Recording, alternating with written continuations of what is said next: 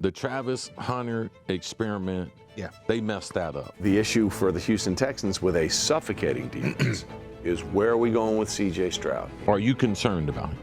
I am a little bit. Me too. Yeah, I'm a little bit concerned. The depth chart behind Daniel Jones is Anthony Richardson. You turn on your TV, you would have known that this guy right here is going to be a problem. And whoever drafts him, somebody's going to get fired over this guy. And then obviously we have Tennessee.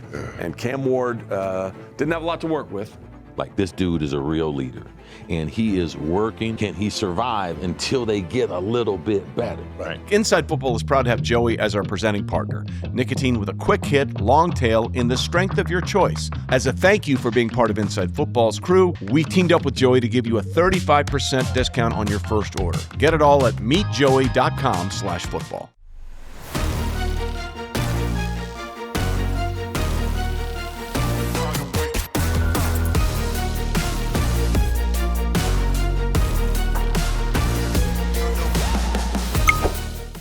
So the AFC South, the Jacksonville Jaguars, sort of come out of nowhere after an interesting couple of years, win the division.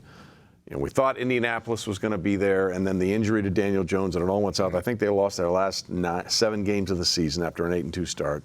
Houston Texans make it, and the Tennessee Titans total rebuild. Let's start with Jacksonville.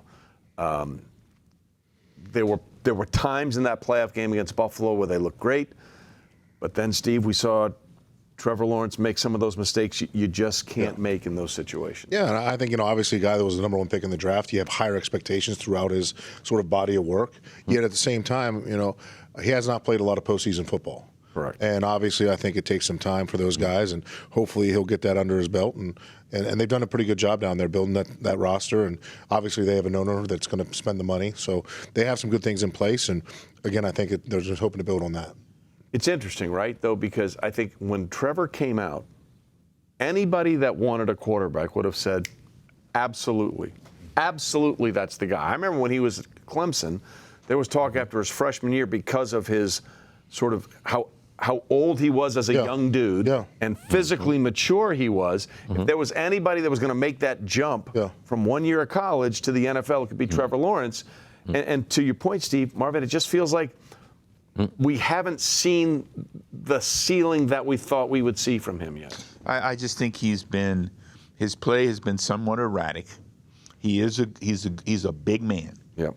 And he's a good athlete for a big, let's like Justin Herbert. Correct. They're very similar. But his play has been erratic. His ability to make the decisions on the field, and maybe it's also been somewhat coaching and the concepts that they've had to deal with. And I thought this last year, some of the concepts that they came with in Jacksonville were really good. And when they made the trade for Colby, the receiver from the Raiders, it got better because he's a pro. And he was able to help those other guys who were like, well, I'm supposed to be the guy.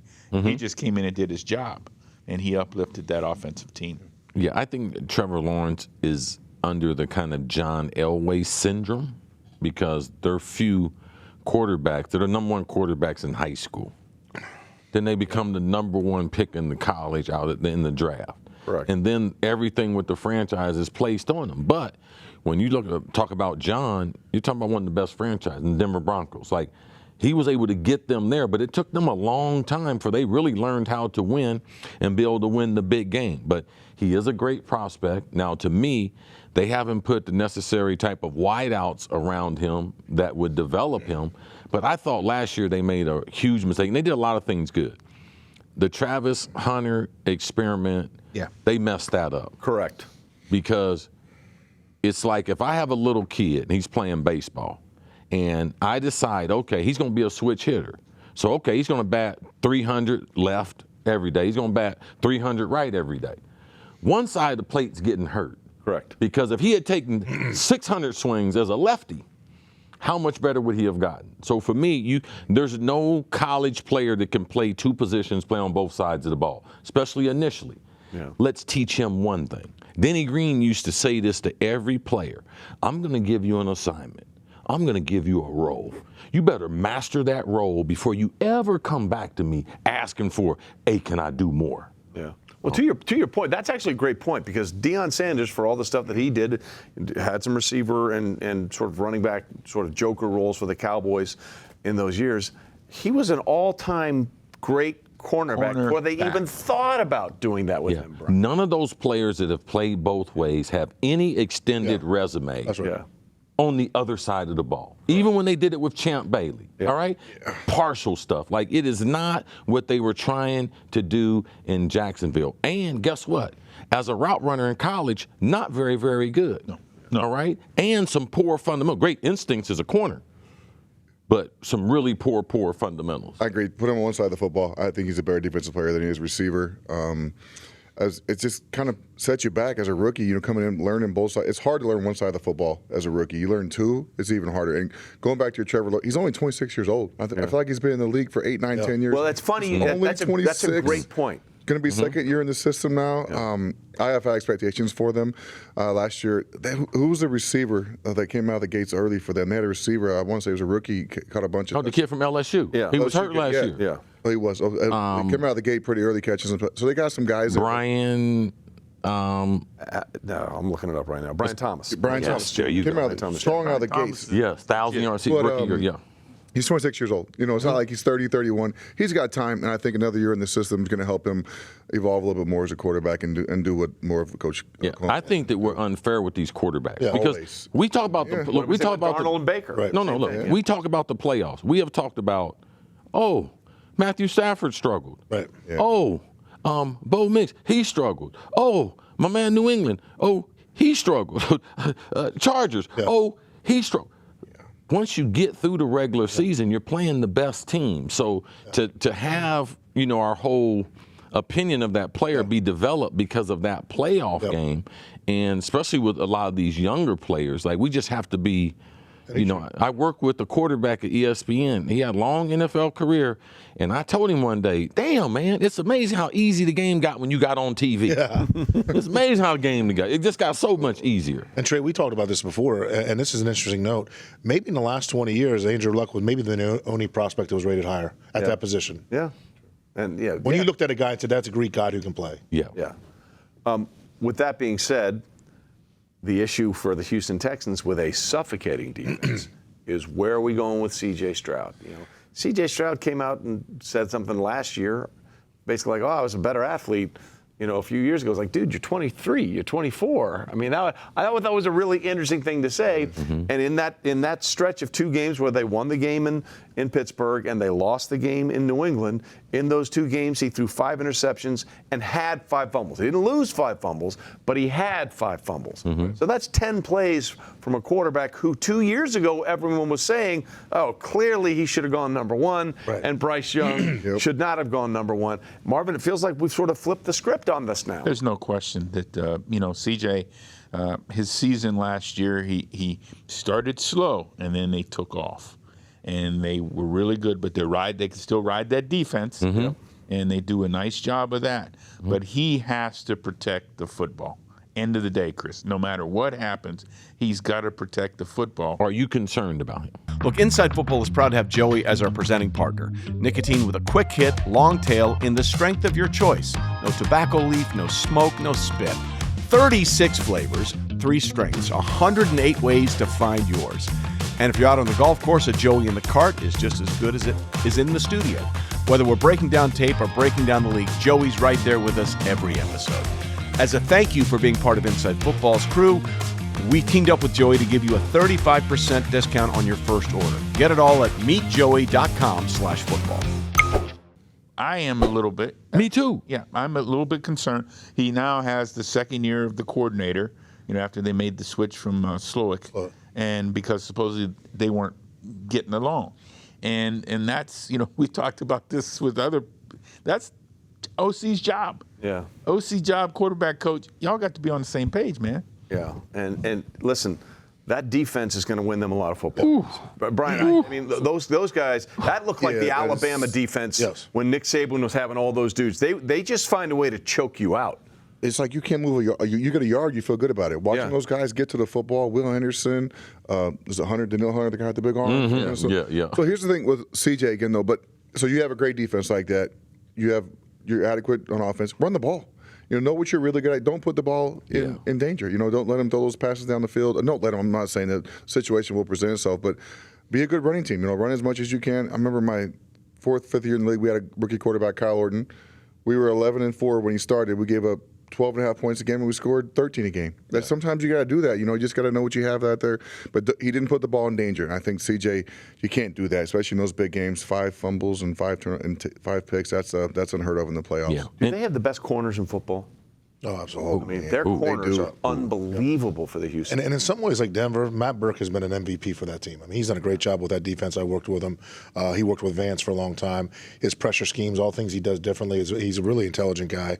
But they get after the passer. That's the biggest thing. Yep. And you don't have to cover as long when you get after that passer. Yeah. Matt Burke, Schwartzy called me about Matt Burke. You need to hire Matt Burke. And so I brought him, and that's how Vance does him. I put him on the staff together. And at one point, I had Ozzie back in 1996 tell me, we got this young guy in the building I'd like you to keep. Yeah. Jim Schwartz. Turned out then right. I did the same thing to Jeff Fisher, and then they thanked me. Wasn't Burke a Harvard guy? Yes. Yeah. Talking about the center, Matt Burke, the center? Yeah. Oh, play games. Your teammake? It's another. This is another Burke. Oh, okay. No, it's another Burke. Matt Burke's a mountain man. Yeah. Yeah. Okay. He Yes. is. Yeah, he is as old school as it gets Yeah. at this point. Okay, so then there's Indianapolis Colts, and this is one of the best stories in football last year for the first 10 games of the season. Daniel Jones reclamation project. Obviously, Shane Steichen got things working in Indianapolis. They got the running game going. The owner on the sideline. Yes, trying to learn things With the as they're going tablet. along, with the tablet, which I respect. Hey, know who you are, know who you're not, right? I need to know more about this. Daniel tears that Achilles late in the season. I don't know when he's coming back. What are our realistic expectations? Here's the thing I think is interesting. Chris Ballard is one of the most respected GMs in the league, okay? He has done an unbelievable job filling 54 positions, or 52 positions, except for one, the quarterback in the last however many years. So he's built a good football team, but has not found the quarterback. Last year, it appeared he found the quarterback. All of a sudden, then they have this run, and then they have the injury. So you feel bad for the guy, but at the same time, they have to have some consistency at position. Hopefully, Daniel comes back healthy this year, and they find it. Lou Anamramo goes over there last year as the coordinator. Yep. They make the trade for the cornerback from the Jets. They already have another shutdown guy on the other side who missed time last year with concussions. And so defensively, they got some guys also. They can take the ball away, they can cover you, but they got to play more consistent on defense and do a better job stopping the run to let the other side, because they know when you're going to the game facing Jonathan Taylor, you ain't throwing 50 passes a game because you're trying to hand it off to shorten the game so you keep Jonathan Taylor's carries down. Well, the thing I loved about the Colts last year when Daniel Jones was there is they had an identity, right? They know who they were. Yes. And I think that's the hardest thing. So many teams go into a season and they're not sure who they are. And they find that out. And what I loved about when it was working, look, this is what we do. This is how we can win. This is how we know. And I'm just curious to see if that's going to, I mean, the depth chart behind Daniel Jones is Anthony Richardson. Awful. Riley Leonard. Yeah. And Anthony's a guy that, when he was drafted, we were told, this is going to be the most athletic, unbelievable, strong, But that was only the people who had never watched college football, though. That's right. Yeah. Like if you turn on your TV, you would have known that this guy right here is going to be a problem. And whoever drafts him, somebody's going to get fired over this guy. Yeah. For one, you can't play the position with his body type. I didn't like how wide his shoulder was. I didn't like how big his chest was, which in turn is going to hurt his throwing motion. And he's got a very average throwing motion. He was inconsistent in college. And there's been no quarterback in NFL history that has turned from an average thrower in college to being a great thrower in pro football when the windows get tiny. I mean, there were games that they would win because of Chris Ballard's roster, and they would throw the ball. They were like 2 for 9 throwing. Yeah. In the whole game. His numbers were terrible. Awful. Yeah. But they found ways to win. Yeah. Going back to what you said, the secret sauce for them winning last year. Can you do that without Daniel Jones in this year? Is Riley Leonard going to be the guy earlier on in the season? I mean, he started late. He had good numbers late in the season when he did start. They didn't win those games, which so it doesn't really Riley's matter. a good athlete, too. He's great at that. I watched him Maybe play at Notre Phillip will Dame. come back for another run. that was one of the coolest things awesome. ever. That was amazing. You know, it didn't work out the way the Colts wanted or Phillip wanted in terms of the results, but just to see him out there, built like a freaking school bus, wearing those. I was with him before, the the week before at an NC State game. He had a son who just committed to NC State. And I was like, man, when I heard the news, my boy was out of shape a little bit. He was like, I didn't run when I played. I'm not going to run now. I mean, he was honest about it, you know. Subscribe. Subscribe to Inside Football. Why? Because myself, Brian Urlacher, former general manager Steve Keim, Arizona Cardinals, and legendary coach Marvin Lewis, all on the set, telling great stories and giving you great insight that, guess what? It's not out there. You see what ESPN did? We put together a special group. Subscribe to what we're doing. It's the right thing to do. I mean, we've got everything covered, and we're covering the season for you because we care. And then obviously we have Tennessee. And Cam Ward didn't have a lot to work with, but I think that with Robert Saleh there, they're going to give him every opportunity to have a better team around him and not say, hey, go do all this crazy stuff. Well, the one thing he does have, besides the ownership with the Jets, he got a dude at quarterback. Like, this dude is a real leader, and he is working. Like, you would love him because you said something, every player is responsible for his own development. Like, this kid is doing everything that he can to try to develop it. The problem is we have seen talented guys like him.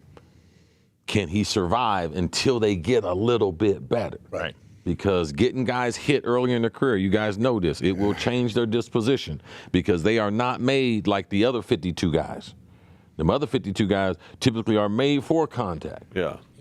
Not your quarterback. And he doesn't have that kind of athleticism as some of the other quarterbacks we've talked about. I mean, he's a good passer. He can elude in the pocket, move in the pocket, and slide enough. But he's not a Lamar runner. Right. No, he's not CJ. It's funny you say that because when he came out, I don't know if you remember this, Sam Bradford was one of the best pure passers I've ever seen. But early on in his career, he wasn't protected. He got PTSD. Yes. By the time I had him, he was fucking listening to helicopters coming. Yes. And that's the thing that, when Spags was the head coach there, people always ask me, what do I need to do as a head coach? Well, I said, first thing, tomorrow will be better, and get your ass a quarterback.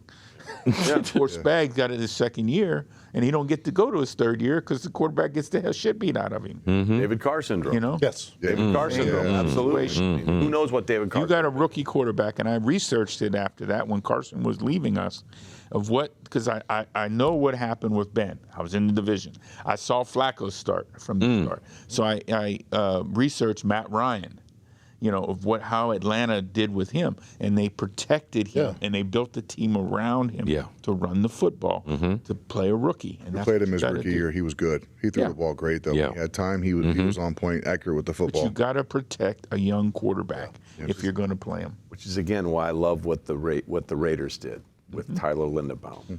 I worry about the rest of the group because when the NHL playoffs were in Vegas and they showed the guys doing the siren, and it was the rest of the offensive line. Well, that was the rest of the offensive line there when I was there. So I worry about that. Okay.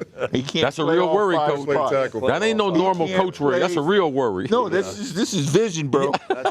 That's legitimate. He can't play all five spots. Hand it off. I worry about some of those other things. At the end of the day, Tennessee, we think you're headed in the right direction. We're just not sure you're going to get there this year. So that's it for this episode. Thanks for watching. Hey, make sure you hit that like and subscribe button because the next video is about to drop has been curated just for you. Touchdown. I don't know what to do with my hands. This is awkward. Madonna, strike a pose, Vogue.